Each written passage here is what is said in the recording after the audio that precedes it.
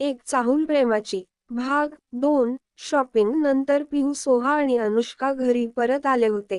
पिहू तिच्याच धुंदीत खोलीच्या दिशेने चालत होती की अचानक ती धडकली आणि पडण्याच्या भीतीने तिने आपले डोळे घट्ट बंद केले. पण अचानक तिला जाणवलं की ती जमिनीवर पडलीच नाही, तर कोणीतरी तिला पडण्यापासून वाचवलं आहे. हे लक्षात येताच पिहूने डोळे उघडले आणि समोर उभ्या असलेल्या व्यक्तीला पाहून ती भीतीने थरथर कापली, कारण तिच्यासमोर उभा होता अधिराज देशमुख, ज्याचा चेहरा पाहून पिहू घाबरून मनातच म्हणाली, देवा, मला ह्याच डेव्हिलशी धडकायचं होतं. आता माझं काय होणार? प्लीज देवा, मला वाचवा, नाहीतर हा डेव्हिल आज मला जिवंत गिळून टाकेल. पिहू सतत मनात प्रार्थना करत होती, तर समोर उभा असलेला अधिराज मात्र पिहूमध्ये हरवल्यासारखा वाटत होता. तो एकटक पिहूला बघतच राहिला. अधिराज देशमुखची वय 29, उंची 6'1'8 पॅक ॲब्स आणि मस्क्युलर बॉडी होती. त्याच्या निळ्या डोळ्यांमध्ये आणि गोऱ्या रंगामध्ये कोणतीही मुलगी फिदा झाली असती. पण या क्षणी हे हँडसम डेव्हिल पिहूला आपल्या मजबूत हातांनी धरून तिला एकटक पाहत होता, आणि पिहूचा मात्र भीतीने थरकाप उडाला होता, कारण तिने अधिराजचा राग कित्येक वेळा पाहिला होता.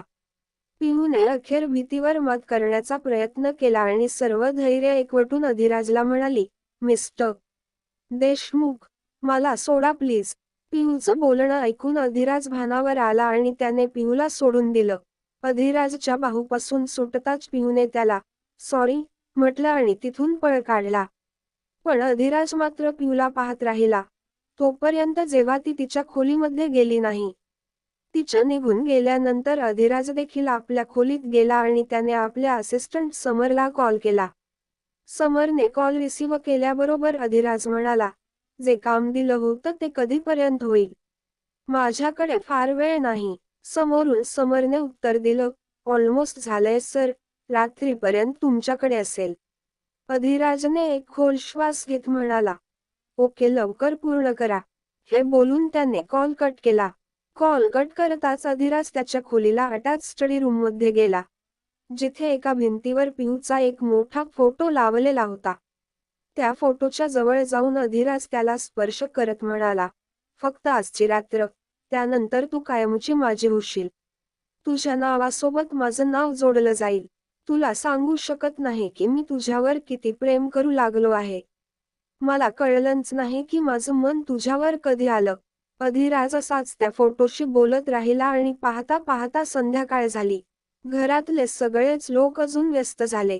आतापर्यंत निहारिका देखील इथे येऊन पोहोचली होती आणि एका खोलीत नववधूसारखी तयार होत होती. तिच्या आजूबाजूला तिच्या सगळ्या मैत्रिणी बसलेल्या होत्या. तिच्या एका मैत्रिणीने म्हणलं, यार निहारिका, तुला मानलं पाहिजे.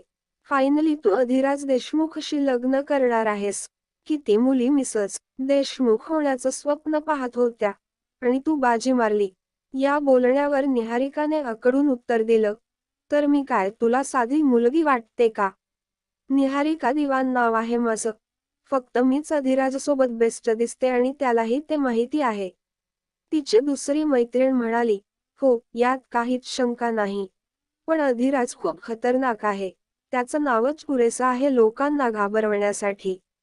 हे ऐकताच निहारिका म्हणाली, हो ते खरं आहे. पण तो माझ्यावर खूप प्रेम करतो, म्हणून तर तो लग्नाला तयार झाला. निहारिकाच्या सगळ्या मैत्रिणी तसंच तिची स्तुती करत होत्या. तिथेच अनुष्काच्या खोलीत पिहू तिला खूप वेळांपासून हाक मारत होती, कारण अनुष्का बाथरूम मधून बाहेरच येत नव्हती. पिहूने जोरात हाका मारत म्हटलं, अनुष्का यार, लवकर बाहेर ये. लग्नाचा मुहूर्त होतो, खाली देखील जायचं आहे. आता देखील पिहूच्या हाकेला अनुष्काने दार उघडलं नाही. तेव्हाच सोहा खोलीत आली. तिने यावेळेस निळ्या रंगाचा लहंगा घातलेला होता. सोहा खोलीत आली आणि तिचं लक्ष पिहूवर गेलं. ती म्हणाली, वा पिहू, तू खूप सुंदर दिसतेयस. मी आधीच म्हटलं होतं ना की तुझ्यावर हा हॉट पिंक लहंगा छान दिसेल. पिहूने आज हॉट पिंक रंगाचा लहंगा घातलेला होता आणि तिचे केस मोकळे सोडले होते. सोहाच्या कॉम्प्लिमेंटला पिहूने थँक यू म्हटलं आणि ताबडतोब अनुष्काची तक्रार करत म्हणाली, पाहिलंत का, ही अनुष्का बाथरूममध्ये बसली आहे, बाहेर येण्याचं नावच घेत नाहीये. तेव्हा सोहानेही ओरडून अनुष्काला हाक मारली, अनुष्का बाहेर ये, नाहीतर मी आता मम्माला घेऊन येते. मम्माचं नाव ऐकताच अनुष्का तातडीनं दरवाजा उघडून बाहेर आली आणि चिडून म्हणाली, तू का नेहमी मला मम्माचं नाव घेऊन धमकावतेस? अनुष्काचं बोलणं ऐकून सोहा आणि पिहू काहीच बोलल्या नाहीत. उलट त्या आश्चर्याने अनुष्काकडेच पाहत राहिल्या, कारण आज अनुष्काने पहिल्यांदाच मुलींसारखा ड्रेसअप केला होता. तिने यावेळेस वाईन कलरचा लहंगा घातलेला होता. अनुष्काला या गेटअपमध्ये पाहून सोहा म्हणाली, शेवटी आज मला माझी बहीण मिळाली. नाहीतर मला वाटायला लागलं होतं की मी एकुलती एक मुलगी आहे देशमुख कुटुंबाची. सोहाचं बोलणं ऐकून अनुष्का चांगलीच चिडली. पण तेव्हा पिहूने सोहाचं समर्थन करत म्हटलं, तुमचं बरोबर आहे दी. मलाही कधी कधी असं वाटायचं की मी एखाद्या गुंडासोबत राहत आहे. इतकं बोलताच सोहा आणि पिहू दोघी हसू लागल्या. तेव्हा अचानक सोहा गंभीर झाली आणि विचार करत म्हणाली, माझ्याकडे एक प्लॅन आहे. पिहूने आश्चर्याने विचारलं, काय आहे तो प्लॅन, दी? पिहूच्या प्रश्नाचं उत्तर न देता सोहा कुठेतरी निघून जात म्हणाली, एक मिनिट. थोड्याच वेळात सोहा एक लिपस्टिक घेऊन आली आणि अनुष्काला लावू लागली.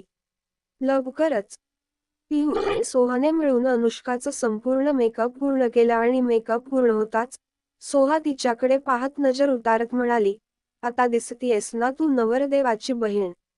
पिहू आणि सोहाने अनुष्काचा मेकअप पूर्ण केल्यावर सोहा मिश्किलपणे म्हणाली, आता एकदम परफेक्ट दिसतेयस. लग्नात नवरदेवाची बहीण म्हणून स्टेजवर जाऊन धमाल करशील. अनुष्का नाराजी दाखवत म्हणाली, पण मी असा सगळा ड्रेसअप कधीच करत नाही. हे लहंगा वेहंगा माझं नाही. मी कम्फर्टेबल नाही या सगळ्यात. पिहू हसत म्हणाली, आता झालं ना. तू असं बोलणं बंद कर, नाहीतर आम्ही पुन्हा मम्माला बोलावू. हे ऐकताच अनुष्काने घाबरून लगेच हात वर करत उत्तर दिलं, नाही नाही. अजून मम्माचं नाव काढू नका. मी तयार आहे. आता काहीही बोलणार नाही. सोहा हसत म्हणाली, हे बघ मम्मा हे जादूचं नाव आहे. तुझा कॅमोफ्लेज मोड कधीच ऑन नाही होत जेव्हा मम्मा इन्क्लूड असते. पिहूने हसत हसत तिला गमतीशीरपणे विचारलं, तुला काय एवढा त्रास आहे हे सगळं घालायचा? लोक म्हणतील. अनुष्का देशमुखने पहिल्यांदाच लहंगा घातला आणि बॅटलमध्ये निघाल्यासारखी वाटते. अनुष्का मिश्किलपणे उत्तरली, हो, बॅटल तर आहेच. हे हाय हील्स घालून चालणं म्हणजेच एक मोठी बॅटल आहे. हे ऐकताच पिहू आणि सोहा जोरात हसायला लागल्या. सोहा म्हणाली, वा, तुझ्या हाय हिल्सची लढाई बघायचीच बाकी होती. पण काळजी करू नकोस, आम्ही तुला घेऊन स्टेजवर जाऊ. तू कितीही प्रोटेस्ट केला तरी. तिघीही हसतच हॉलमध्ये निघून गेल्या आणि अनुष्काही शेवटी हसत त्यांच्या मागे निघाली. ठीक आहे. पण लक्षात ठेवा, जर मी पडलं तर तुम्ही दोघींनाही सोबत घेऊन पडणार आहे. To be continued. व्हिडिओ आवडला असेल तर लाईक करा, शेअर करा आणि चॅनेलला सबस्क्राईब करून बाजूची घंटी नक्की दाबा. धन्यवाद.